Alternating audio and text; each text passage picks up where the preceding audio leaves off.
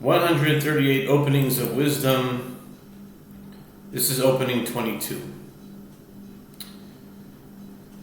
The musical notes, vowel signs, crowns, and before I start, I usually reference a few words of gematria before I start, based on the number 138. In Hebrew, the number 138 equals chelek, which means part. It also equals tzemach, which means a plant. And it also equals, in English gematria, the word metaphysics. English gematria is when you use A equals 1, B equals 2, C equals 3, and you use that cipher until Z, which equals 26, because there are 26 letters. And if you use that cipher, then the word metaphysics equals 138, and that also equals it's happening. It's happening equals 138. Metaphysics equals 138. Opening 22. The musical notes, vowel signs, crowns, and letters are governed under the order of the 10 Sefirot included in the name of Havaya and its expansions. Note, when each of the 4 constituent letters of the holy name of Havaya is spelled out in full, Maleh, the resulting holy name is known as its expansion, its milui. Literally, it's filled in, it's filling, of the root name. The filling of the letter Yud is constant. It's Yud, Vav, Daled. But the letter Hey may be filled in either with a Yud, like a Hey Yud, or an Aleph, could be Hey Aleph, or it could be a Hey Hey. There could be 3 ways you spell Hey. While the letter Vav may be spelled in full, with either a Yud, it could be Vav Yud Vav, or Aleph, it could be Vav Aleph Vav, or it could just be 2 Vavs, Vav Vav. You're spelling out Vav as if it's a word. Different spellings of the constituent letters of the name produce different expansions with their own characteristic gematria or numerical sum. The 4 main expansions of Havaya take their names from their gematrias. And the highest level is Ab, which is 72. And that's when you spell the name of Havaya in this way. Yud would be Yud, Vav, Daled. And you spell Hey, Hey, Yud. And then you spell Vav, Vav, Yud, Vav. And you spell Hey, Hey, Yud. If you do that, then you get 72, because Yud is 20, Hey in that way is 15, Vav in that way is 22, and then another 15. So 30, 22 is 52, 52 and 20, of course, is 72. That's the highest spelling. And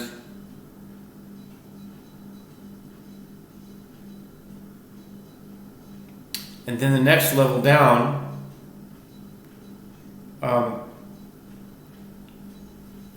would be Sag, which is 63. That's when you spell the name in this way. Yud is Yud Vav Daled. It's always going to be that way. Hey is Hey Yud again, but Vav is different. Vav is spelled Vav Aleph Vav. And then Hey is spelled Hey Yud. In that case, you get 63. Right, because you just subtract 9. Vav Yud minus 9 is Aleph. So you just substitute the Aleph for Yud for an Aleph. And then you get your 63, the 63 letter name. Then the next level down, which is interesting, it's a little bit counterintuitive, because the next level down, which is one higher than the one after that, but the number itself is lower. Meaning that the next level of the expansion of Yud Hey, Vav Hey is actually 45. But the one beneath that, the lower level, is 52, which is a higher number. Interesting. But now to third level down, which is Ma. Ma is 45, and that's when you spell Yud. Yud, of course, Yud Vav Daled. Hey is spelled Hey Aleph. Vav is spelled Vav Aleph Vav, and then Hey is Hey Aleph. That's 45. And then the lowest level, this can correspond to the four. He doesn't say this here, but I've seen it compared to the four different worlds. The highest, the 72, is Atzilut. The next one down, 63, is Bria. And then the next one, the 63 is Bria, 45 is, 63 is Bria, 45 is Yetzirah, and now the lowest, in our world, Asiyah, the world of action, is 52. And it's interesting that just last night I read in the book of Nehemiah, it says that they finished completing the wall around Jerusalem, or a certain wall around the temple, but the wall that they were building was finished in 52 days, and it was finished on the 25th day of Elul. So it's kind of like in my calendar system, in my PL 89, it deals a lot with reverse, number forwards and in reverse. So 52 is reverse of 25. And in the verse in Nehemiah, it says that they finished the wall on the 25th day of Elul, and it took 52 days to build it.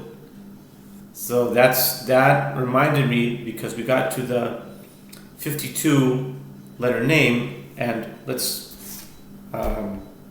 do that first, and then I'll continue the idea. The 52 letter name is called Ban. Some people call it Ben, but it's Ban or Ben, either one. It's Nun Bet is 52. And that's when you spell the name like this. Yud Vav Daled. Hey is spelled Hey Hey. And Vav is just two Vavs. It's Vav Vav, and then Hey Hey. If you do that, you add those letters up, it's going to be 52. And the reason I was thinking before to compare that to the world of action of our physical world, solid material world, is that it says in Nehemiah that they actually completed the physical building of it in 52 days. So you can see there that there's a connection to physical materialization and our material reality and the building of the wall, and it's in 52 days. Someone asked me recently, what's the significance of 52? And I said, off the top of my head, many people who study Gematria know that 52, one of the most famous Gematrias for 52 is Eliyahu.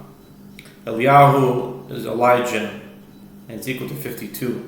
It's also 2 times Haviah. 26 times 2 is 52. There's other, it's also Ben, which is son. But there's a new meaning now in light of what I read last night, in that the wall around the temple, or the wall around Jerusalem, or whatever wall they were building, I forget which right now, but it was a certain wall, was completed. It came into material reality in 52 days, and it was on the 25th day of Elul. Okay, continuing on. All of the various kinds of functions found in the Sefirot are without exception governed under the order of the 10 Sefirot, which is the order constituted by the 4 letters of the name, blessed be He. And this is the order that governs the musical notes, vowel signs, crowns,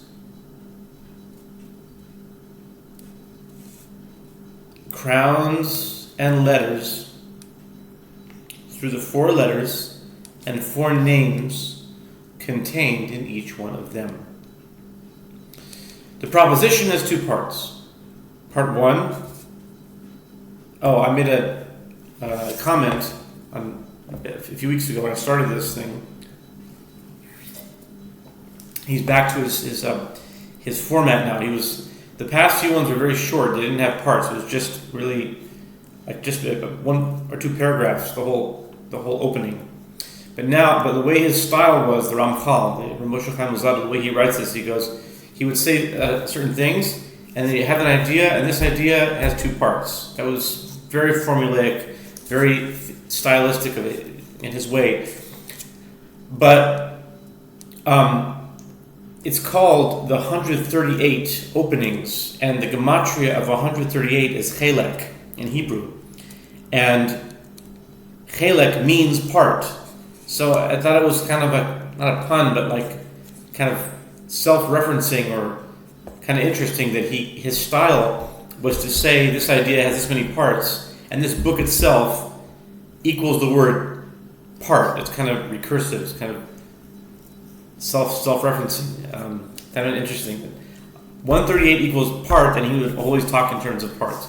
Anyway, the proposition is two parts. Part one, all of the various kinds. This explains that all the different orders fall under this overall order. Part two, and this is the order. This explains how the musical notes, vowel signs, crowns, and letters fall under this order. Part one, all of the various kinds of functions found in the Sefirot are without exception governed under the order of the 10 Sefirot.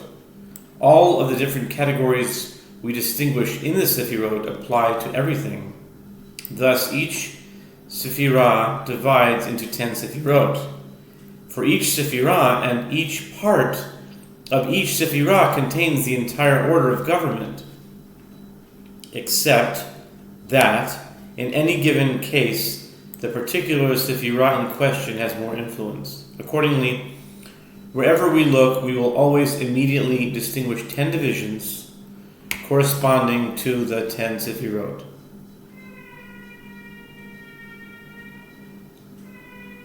Do you hear that? In my building, there is somebody who blows a shofar almost every day, or just about every day.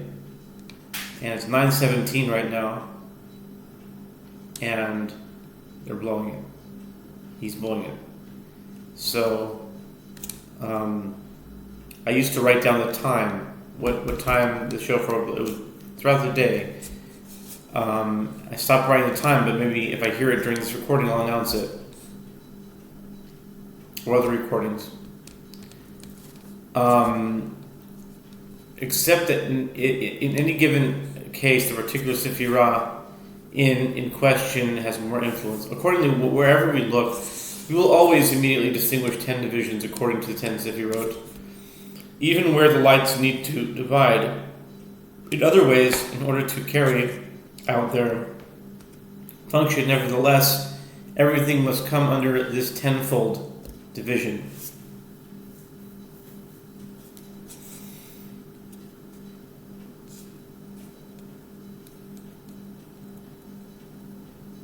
I was thinking, just when the shofar was blowing, see, one of my big studies is English gematria, and to those who study gematria, depends where you're coming from. If you're from an Orthodox Jewish background, and you understand gematria, the idea of English gematria might be ridiculous to some people. I've encountered that before. I talked to a certain person, Hasidic individual. He's kind of a rabbi, not really a rabbi, but I told him about English gematria. He laughed at it. He's like, "What are you talking about? That's ridiculous. The only gematria is in Hebrew. Hebrew is the holy language, and that's the only place where gematria is of any value." And so I must say that growing up in that world, I understand where he's coming from. I really do. I might have thought that with myself at one point. But when I got into studying English gematria, I realized that there are many hidden secrets, actually, interestingly enough, Torah secrets. Believe it or not, Torah secrets that align with the Torah, that come from English gematria, that are dafka, means like specifically only found in English gematria, which is very interesting. You wouldn't think that way. Coming from a Hebrew background, you would think, no, Hebrew is the only one. It's the only language. English is just nothing. English is, I remember used to say, in Hebrew, sus means, it actually means a horse, but in English, horse doesn't mean anything. Just sound. No, it does mean something. If you analyze it numerically and mathematically, English has a lot of meaning. And I think the way you can reconcile those two is by saying that English has meaning, but it's derived from the Torah ideas. So in that sense, Hebrew is, or Torah is the main language, but really mathematics is the language, because the mathematics connects you to the ideas. It's one link to another. To simply call it numerology is a misnomer. It's kind of puts it in a category where it's misunderstood. I view gematria as mathematics and nothing less than that. There's a lot of counting involved. The idea is based on matching. That's the basic principle of it. But anyway, like I often thought the word gematria sounds like match. Gematria. The key principle is to match it up. Okay, so 10 Sefirot, where were we?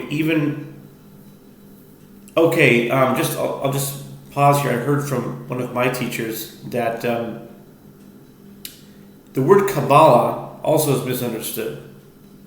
But here's a question, kind of like a quiz, a riddle. Not a riddle, but like a trivia question. Is the word Kabbalah mentioned in the 5 books of Moses in any form, in any variant? It doesn't have to be Kabbalah. It could be like Kabel or this, or Yikbal or Akabil or whatever. Is it mentioned in the 5 books? The answer is yes, but not in the way you might think. It's mentioned in the book of Exodus, chapter 36, around verse 12, around that area, maybe 13. It says that a certain thing in the tabernacle and the curtains, the rings, were makbilot. That the root word is makbel. But it doesn't mean Kabbalah like mysticism as you might think. It means paralleling. These rings or something is either loops, or they were rings, or they were some kind of thing of the curtains, or they were something of the tabernacle that had to correspond. The word is correspond, either parallel or correspond. So really, the meaning of the Torah, of Kabbalah in the Torah, is just about paralleling one thing to another. Okay, so the answer is the question is Kabbalah in the Torah? The answer is yes, but Kabbalah, the basic idea is to compare one thing to the other, to parallel. So if I say the number 10 here, I need to see everywhere where the number 10 shows up. And that's what Kabbalah is from the Torah perspective. And that's used a lot in the Kabbalah that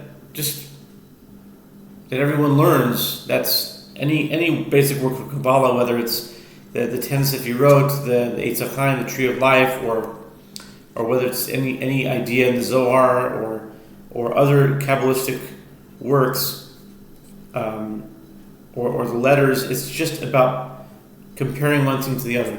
Okay, even where the lights need to divide in other ways to carry their function, nevertheless, everything must come out of this tenfold division. Let's see here.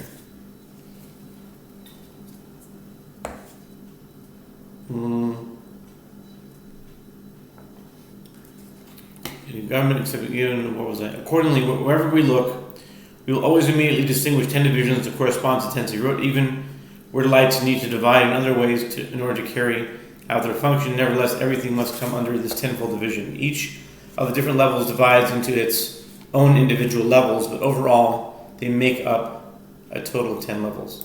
And this is the order of the 4 letters of the name, blessed be He. The 4 letters of the name of Havaya, blessed be He, contain all the 10 Sefirot according to their...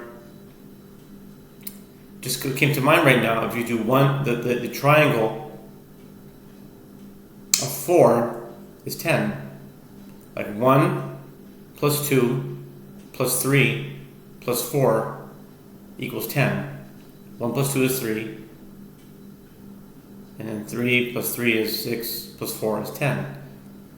So the 4 letters of the name, Yud, He, Vav, He, and equals 10 in that way.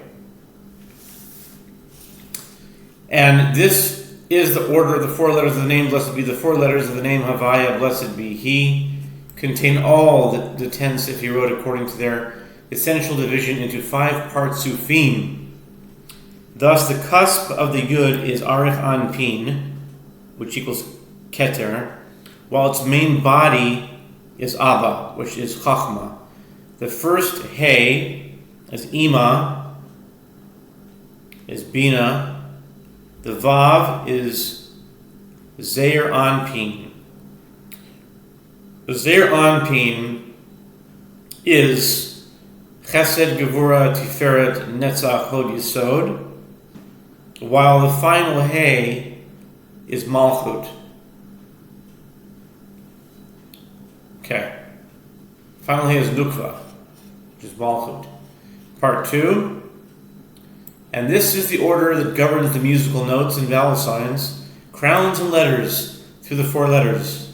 The musical notes, vowel signs, crowns, and letters are all separate functions, each of which emerges from its own particular source, yet all are governed under the overall order, which is that of the name of Havaya, blessed be He, and the 4 names, namely Ab, Sag, Ma, and Ban, which are the 4 expansions of the name, which also correspond to the 4 letters contained in each one. Each one of the 4 levels, the musical notes, vowel signs, crowns, and letters, contains the 4 root letters of the name and the 4 expansions of Ab, Sag, Ma, and Ban. Thus, each of these 4 levels extends as a complete array of 10 Sefirot, which are contained in the 4 letters and 4 names we have mentioned.